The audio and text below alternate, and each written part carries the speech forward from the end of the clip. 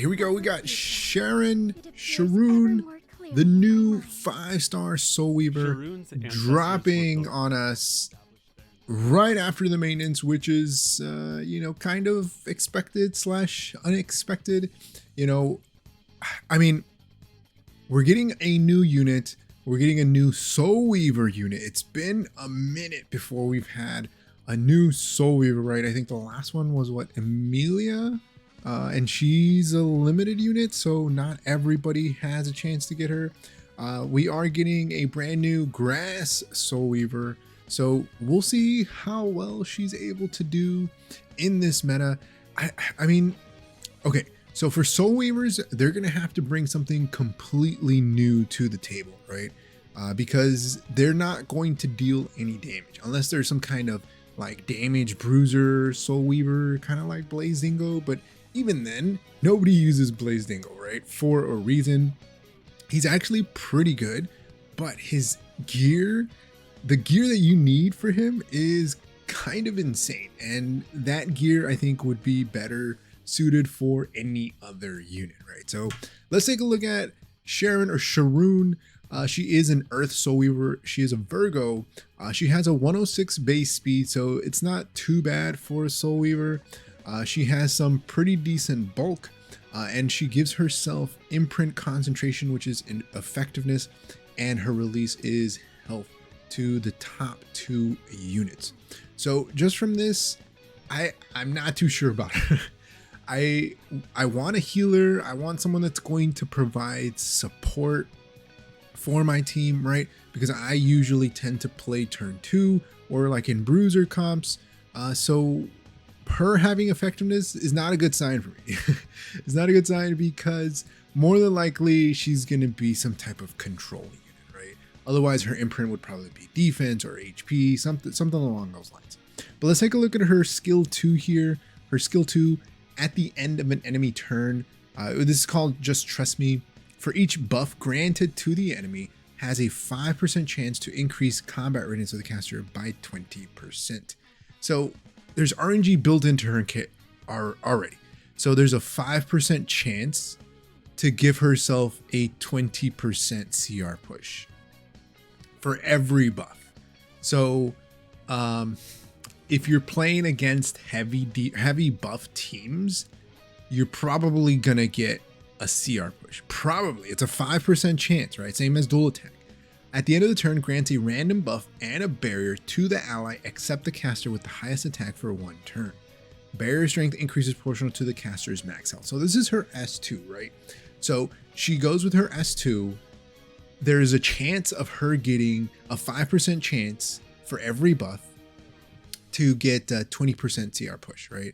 At the end of the turn, she's going to give a random buff and a barrier, and that's going to increase based on her health, right? So you're going to want to build her very tanky. Random buff, increased attack, crit chance, crit damage, continuous healing. So the Molas is for the barrier strength. Let's see if they actually show us what that looks like in game. Of course, they're playing against the DN, right?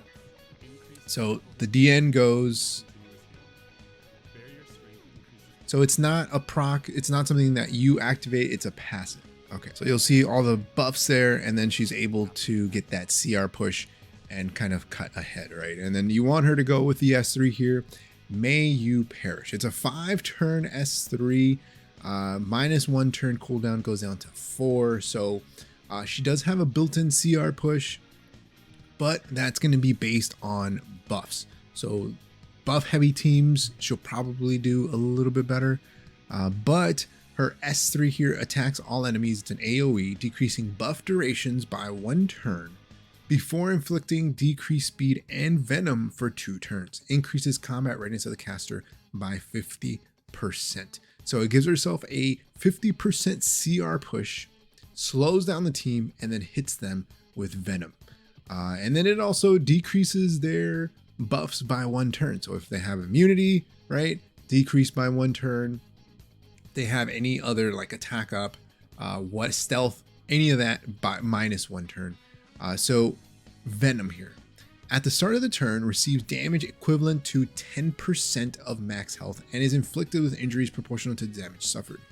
venom effect applies to heroes only. So keep that in mind. This is heroes only. I was thinking, you know, when I first saw the venom, that she would be amazing in like Abyss, right? But no, they applied it to heroes only. So looks like she's only a PvP unit, which is kind of unfortunate. But the venom seems kind of strong, right?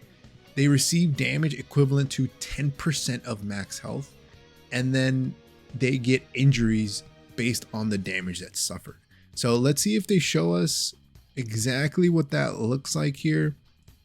There's that decreased speed, there's the venom, but they pretty much resisted.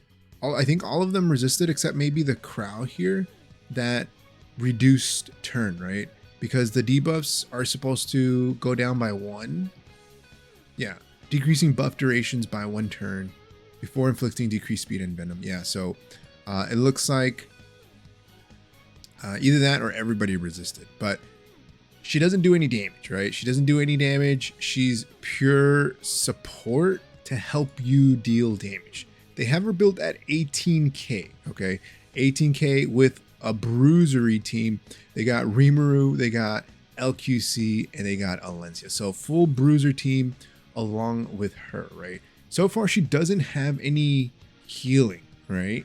Except for maybe that continuous heal, which is not something that you can really rely on.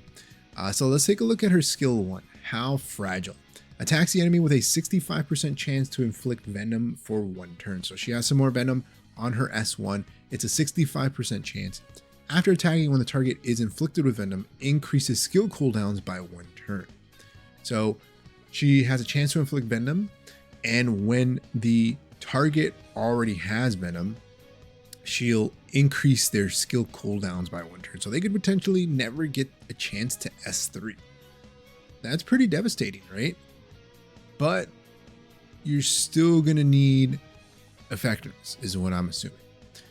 This goes up to 75% to land venom. The soul burn is 10 souls, increases the effect chance to 100%, and inflicts venom for 2 turns. So depending on how much damage you bring in, right? So there's the venom. What I want to see is them attacking a unit with venom, right? So you could potentially control 1 unit forever, right? Like they're controlling this APOC rabbit. So that way she can't S3 and bring someone back. You could also potentially control the crow, right? You can choose who to reduce the cooldown so that you can kind of play with that. So you're going to need a lot of effectiveness. Let's take a look at her artifact. This is a Soulweaver artifact. It increases effectiveness up to 30% when you fully max limit break this. After using a basic skill, increases combat readiness of the ally, except for the caster with the highest attack by 10%. So it's like an idol's cheer, right? Except it increases effectiveness. And when she attacks, someone else gets a CR push. So I think, I wonder if this would work on counter set, right? Like when you counter, it'll CR push someone else on your team. So like Mediator Quirk, right? Like Hen Guy, something like that. I think that'd be kind of interesting, right? Because he CR pushes himself and an ally, I believe.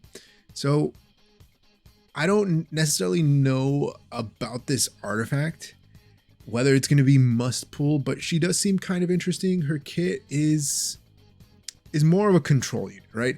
I feel like Soulweaver doesn't really go with her kit, other than making her tanky, maybe.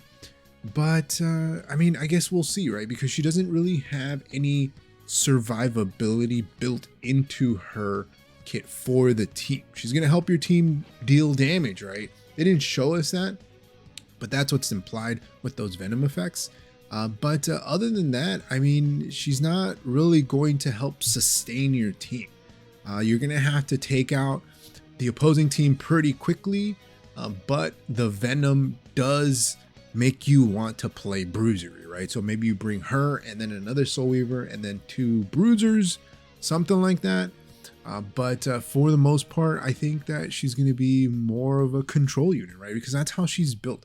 To me, she doesn't scream out Soulweaver. She's more of a control unit, right? Like a mage, some kind of debuffer or something like that. This is not what I had in mind when when they said Soulweaver, but hey, maybe she'll be interesting. She is going to be dropping right after the maintenance, so let me know if you're going to be picking her up.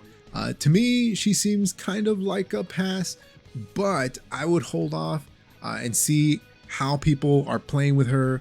I was thinking she was going to be great in Abyss with that Venom debuff, but it applies to heroes only, which is very sad. But we're going to be picking her up. We're going to be testing her out. Probably not plus 15 because we're going to be saving for the new limited unit. But let me know your thoughts in the comment section below. Like always, if you haven't enjoyed the video, hit that like button. If you haven't subscribed, hey, think about subscribing. It really helps the channel grow and reach more people like you who like content like this. Like always, thanks for watching, and I'll see you next time. Peace.